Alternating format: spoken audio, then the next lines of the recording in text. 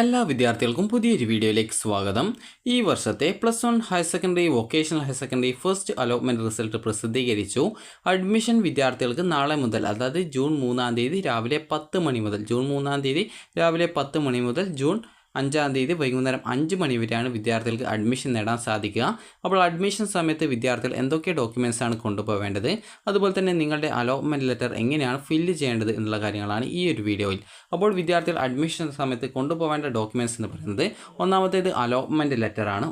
Allotment letter, അതുപോലെ തന്നെ SSLC certificate. SSLC certificate കിട്ടിയിട്ടില്ലെങ്കിൽ നിങ്ങളുടെ SSLC റിസൾട്ടിൻ്റെ മാർക്ക് ഷീറ്റ് മതിയാവും. അതായത് SSLC റിസൾട്ട് നോക്കിയപ്പോൾ കിട്ടിയ പ്രിൻ്റ് ഔട്ട് മതിയാവും, അതിൻ്റെ ഒരു കോപ്പി മതി. അതുപോലെ SSLC റിസൾട്ട് കിട്ടിയിട്ട് സ്കൂളിൽ കൊടുത്താൽ മതി.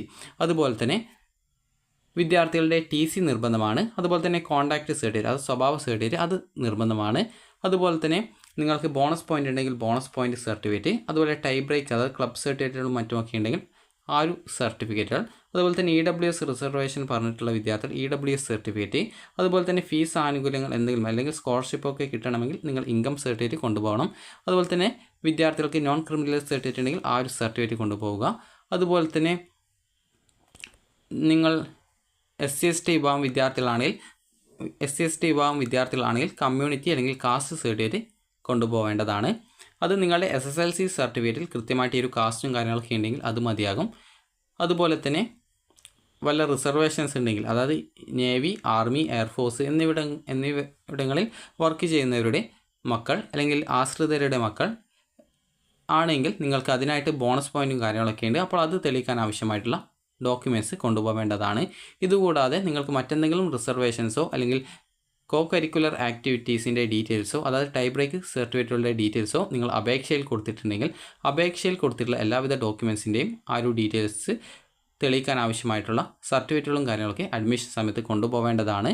അതുപോലെ തന്നെ നിങ്ങളുടെ 2 പാസ്പോർട്ട് സൈസ് ഫോട്ടോ എടുക്കണം. അത് ചിലപ്പോൾ മാത്രമേ വേണ്ടി വരൂ, അത് പ്രത്യേകിച്ച് നിർബന്ധമൊന്നുമല്ല. എന്നാൽ നിങ്ങൾക്ക് 1-2 ഫോട്ടോ നിങ്ങൾ കയ്യിൽ കരുതുക.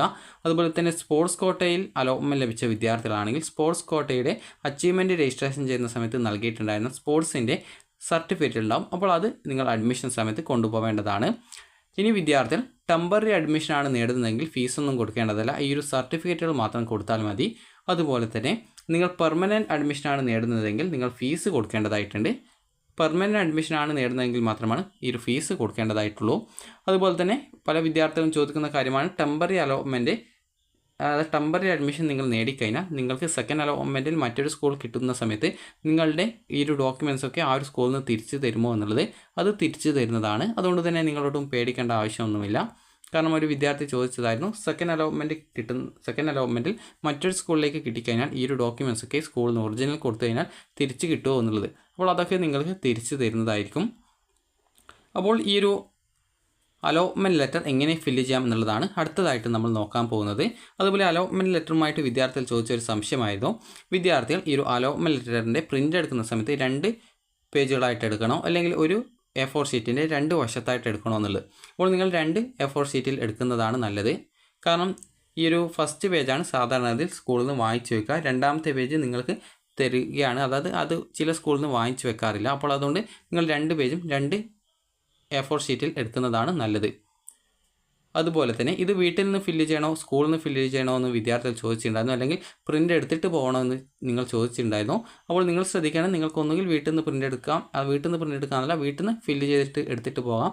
അതല്ലെങ്കിൽ നിങ്ങൾക്ക് സ്കൂളിൽ പോയിട്ട് അവിടെ നിന്ന് ഇത് ഫില്ല് ചെയ്ത് എടുക്കാവുന്നതാണ്. അതുപോലെ നിങ്ങൾ പോകുന്ന സമയത്ത് ഈ ഒരു അലോട്ട്മെൻറ്റ് ലെറ്ററിൻ്റെ PDF അതായത് നിങ്ങൾ പ്രിൻ്റ് എടുത്തിട്ട് പോകുന്നതായിരിക്കും നല്ലത്. കാരണം എല്ലാ സ്കൂളിലും ചിലപ്പോൾ പ്രിൻ്റർ ഉണ്ടായിരിക്കും, എന്നാൽ ചിലപ്പോൾ വർക്കും കാര്യങ്ങളൊക്കെ ചെയ്യാതിരിക്കുന്ന പ്രിൻ്ററൊക്കെ ആണെങ്കിൽ നിങ്ങൾക്ക് ഇതിൻ്റെ ആ ഒരു പ്രിൻ്റ് ലഭിക്കാനൊക്കെ ബുദ്ധിമുട്ടുണ്ടായിരിക്കും. അതുകൊണ്ട് തന്നെ നിങ്ങൾ അക്ഷയ വഴിയോ ഇൻ്റർനെറ്റ് കഫേകൾ വഴിയോ ഇതിൻ്റെ ഒരു പ്രിൻ്റ് എടുത്ത ശേഷം മാത്രം നിങ്ങൾ സ്കൂളിൽ അഡ്മിഷനായിട്ട് പോവുക.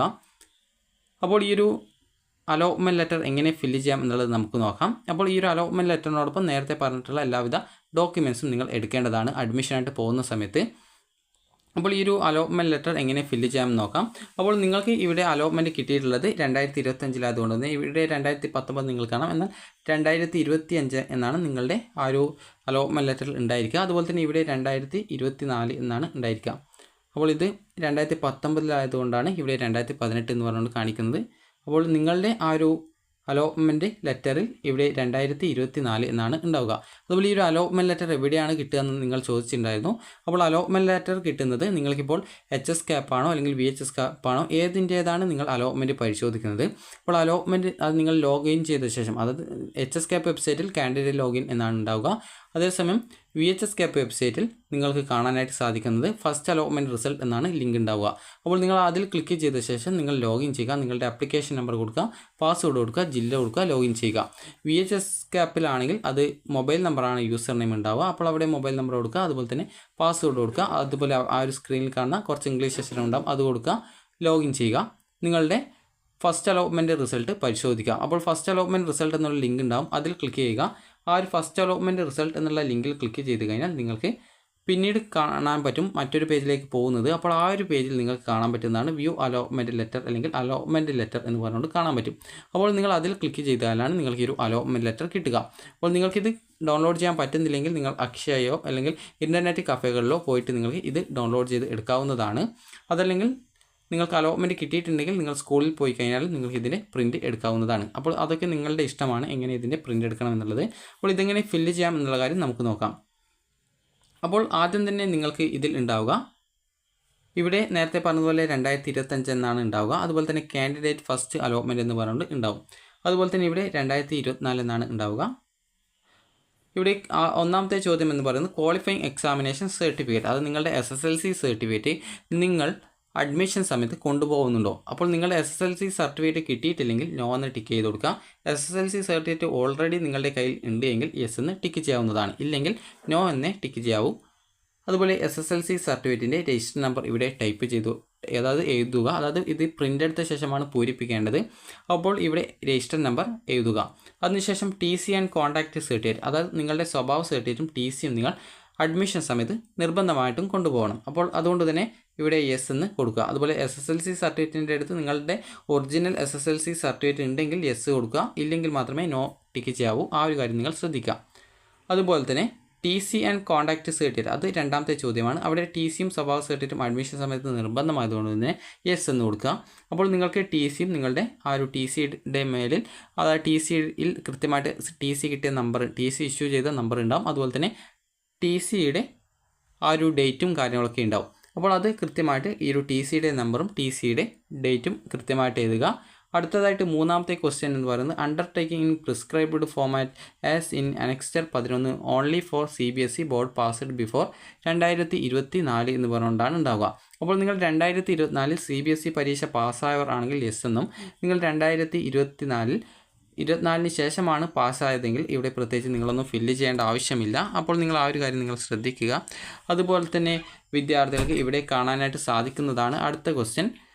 അതായത് ഇവിടെ വെദർ അറ്റാച്ച്ഡ് ആധാർ, നിങ്ങൾ ആധാർ കാർഡ് ഇതിനോടൊപ്പം ഉൾപ്പെടുത്തുന്നുണ്ടോ, അതായത് ആധാർ കാർഡ് നിങ്ങൾ അപേക്ഷയിൽ അതിൻ്റെ ഡീറ്റെയിൽസ് കൊടുത്തിട്ടുണ്ടോ എന്നാണ് ചോദിക്കുന്നത്. ഉണ്ടെങ്കിൽ യെസ് എന്നും ഇല്ലെങ്കിൽ നോ എന്നും കൊടുക്കുക.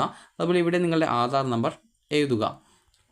ഇത് പ്രിൻ്റ് എടുത്ത ശേഷമാണ് നിങ്ങൾ എഴുതേണ്ടത്.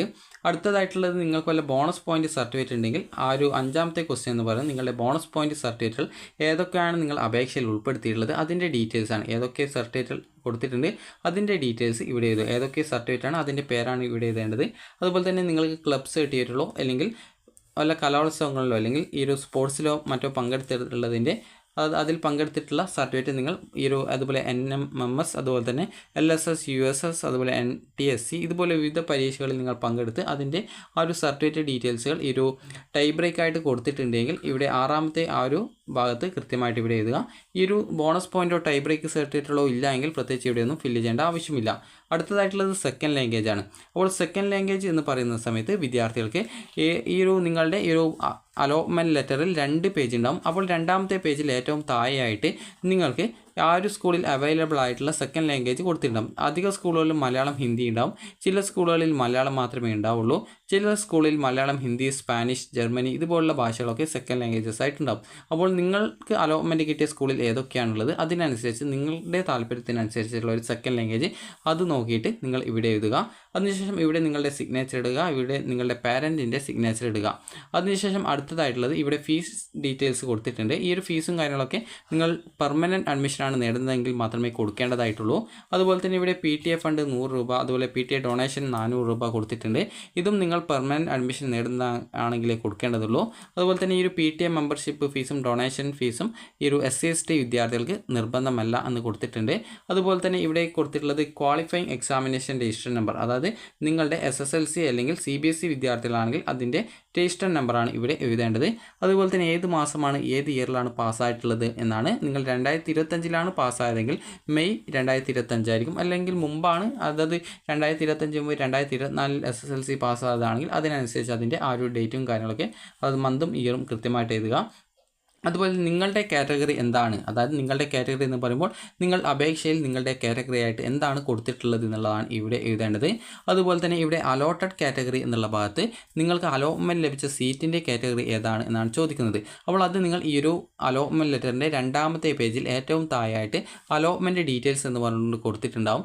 അവിടെ നിങ്ങൾക്ക് എത്രാമത്തെ ഓപ്ഷനാണ് അലോട്ട്മെൻറ്റ് കിട്ടിയത്, അതുപോലെ തന്നെ നിങ്ങൾക്ക് ഏത് സ്കൂളിലാണ് കിട്ടിയത്, ഏത് കോഴ്സിൻ്റെ, അതായത് ഏത് കോഴ്സ് കോമ്പിനേഷനിലാണ് അലോട്ട്മെൻറ്റ് കിട്ടിയത്, അതുപോലെ അലോട്ടഡ് കാറ്റഗറി ഏതാണ് എന്നുള്ളത് കൊടുത്തിട്ടുണ്ടാവും. അതുപോലെ തന്നെ നിങ്ങളുടെ റാങ്ക് എത്രാമതായിരുന്നു എന്നുള്ളത് കൊടുത്തിട്ടുണ്ടാവും. അപ്പോൾ നിങ്ങൾ അവിടെയുള്ള അലോട്ടഡ് കാറ്റഗറിയിൽ എന്താണ് കൊടുത്തിട്ടുള്ളത്, ജനറൽ ആണോ അല്ലെങ്കിൽ നിങ്ങളുടെ കാറ്റഗറി ആണോ കൊടുത്തിട്ടുള്ളത്, അതനുസരിച്ച് നിങ്ങൾ ഇവിടെ എഴുതുക. സാധാരണ അധിക വിദ്യാർത്ഥികൾക്കും ജനറൽ ആവാനാണ് സാധ്യതയുള്ളത്. ചില വിദ്യാർത്ഥികൾക്ക് ആ ഒരു നിങ്ങളുടെ കാറ്റഗറി വിഭാഗത്തിലായിരിക്കും ഈ ഒരു സീറ്റ് കിട്ടിയിട്ടുണ്ടാവുക.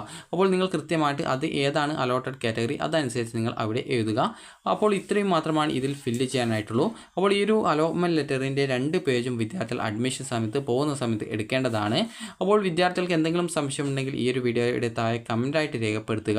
അപ്പോൾ വിദ്യാർത്ഥികൾ ശ്രദ്ധിക്കേണ്ടത്, നിങ്ങൾ പെർമനൻറ്റ് അഡ്മിഷൻ നേടുന്നതാണെങ്കിൽ മാത്രമേ ഫീസ് അടക്കേണ്ടതുള്ളൂ, അതുപോലെ യൂണിഫോം വാങ്ങിക്കേണ്ടതായിട്ടുള്ളൂ. എന്നാൽ നിങ്ങൾ സ്കൂൾ മാറ്റത്തിനോ അല്ലെങ്കിൽ ടെമ്പററി അഡ്മിഷനോ ആണ് നേടുന്നതെങ്കിൽ നിങ്ങൾ ഈ ഒരു ഫീസ് അടക്കേണ്ടതില്ല. അതുപോലെ പെർമനൻറ്റ് അഡ്മിഷൻ നേടുന്ന വിദ്യാർത്ഥികൾ ഉറപ്പായിട്ടും ഫീസ് അടക്കേണ്ടതായിട്ടുണ്ട്.